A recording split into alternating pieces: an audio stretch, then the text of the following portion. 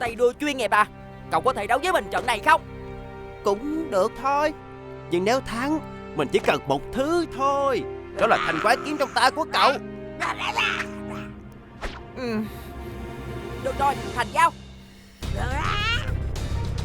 Đừng có lo lắng, sẽ không thua đâu ha. Được rồi, chúng ta vào đấu thôi.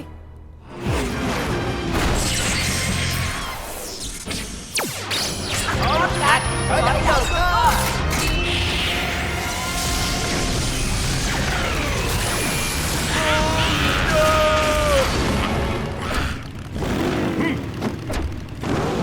Sẵn sàng chạy. Tiến lên, đánh ra.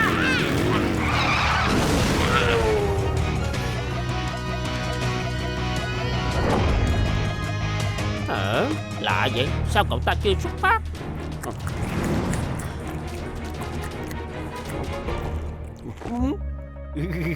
Tụi mình không thể đua với cái bụng rỗng được đâu. Moncha, bắt lấy nè.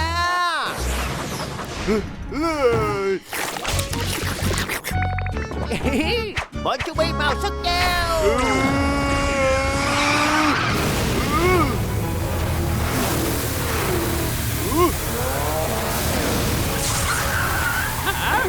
Cậu ấy sử dụng cổ máy tăng tốc để kết nối phía sau của quái vật sao?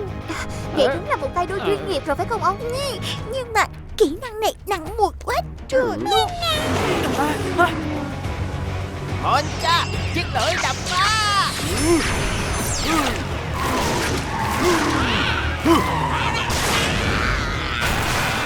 Draga, quả bóng lửa.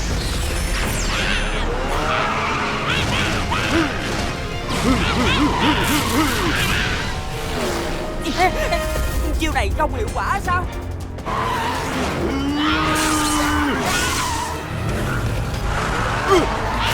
Draga, tăng tốc và thoát khỏi đó đi.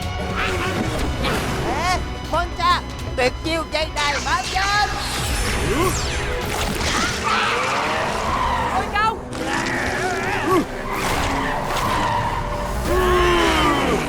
Sao hả? Chuẩn bị tinh thần nói tạm biệt chứ.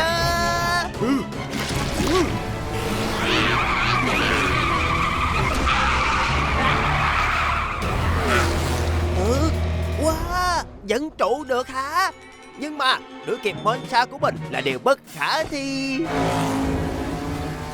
Chưa thử sao dám chắc được chứ. Quả bóng lửa. Tuyệt chiêu tấn công đó sẽ là vô ích nếu nó không đánh trúng được mục tiêu đâu. Mình đâu có nói là sẽ tấn công đâu. Hãy nhìn đi nè. Ủa? Gì chứ? Draga, đi lên, đi Lion.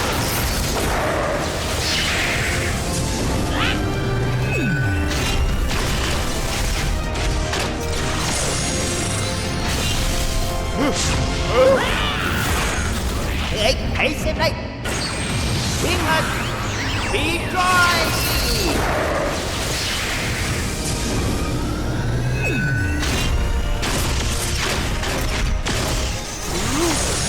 Con chưa.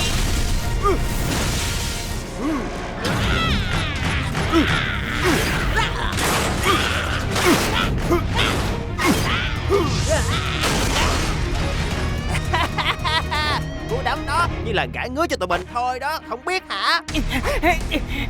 Được rồi, tiếp tục đánh.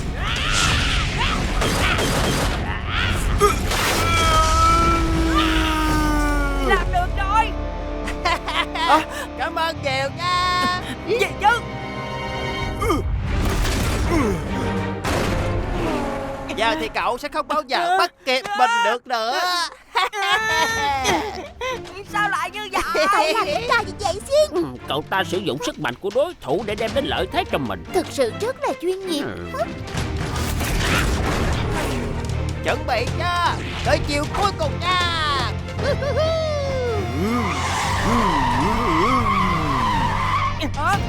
Hành động này hình như là để chuẩn bị.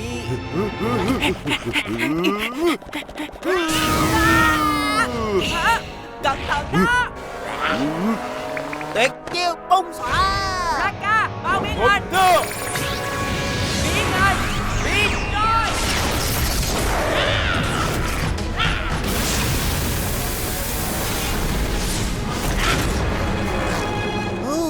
Thật là thú vị.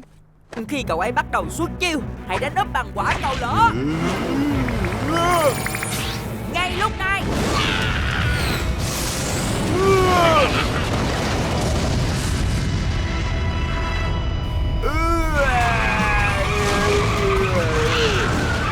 Raka, tăng tốc.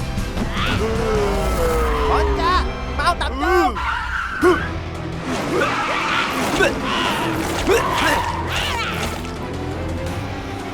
Họ bám sát nhau quá. Cố lên Jin. Tiến lên Raka. Chúng ta làm được rồi. Giết lợi bác cha.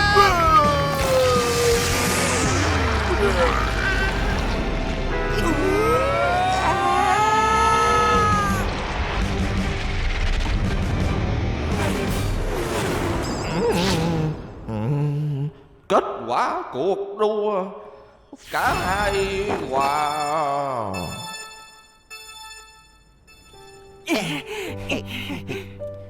Hay trời, mình thật sự rất muốn được sở hữu thanh quái kiếm của cậu trong tay mà. Chuyện này thì chịu thôi. Mình là Kubi, Kubi QB. Còn mình. Jin, đúng không? Ờ, Vừa rồi, mình đã nghe cậu ấy hét tên của cậu mà. Hả? Mình đã hét tên cậu ấy sao? Xin ai cố lên. Mình đã nghe cậu hét vậy á. Vậy, mình làm bạn có được không? Tại sao lại không được chứ?